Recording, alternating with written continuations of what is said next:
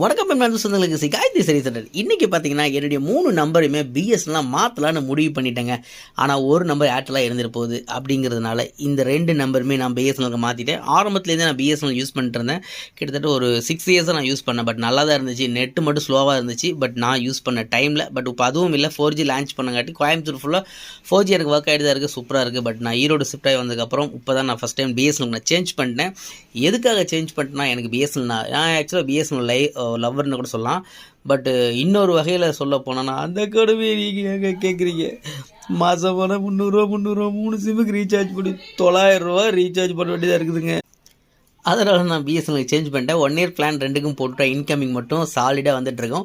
நீங்களும் பிஎஸ்என்எல் மாறிட்டீங்களா அப்படிங்கிற நம்ம கமெண்ட் பாக்ஸில் மறக்காமல் சொல்லுங்கள். நான் மாறிட்டேன். நீங்கள் எப்போ மாற போகிறீங்க அப்படிங்கிற நம்ம கமெண்ட் பாக்ஸ் சொல்லுங்கள். புதுசாக பார்க்குற நம்ம நண்பர்கள் மறக்காம நம்ம சேனலை சப்ஸ்கிரைப் பண்ணி பாருங்கள். இந்த வீடியோக்கு லைக் கொடுங்க. நீங்கள் பிஎஸ்என்எல் பற்றி என்ன கருத்து சொல்லுங்கள், கமெண்ட் பாக்ஸ் சொல்லுங்கள்.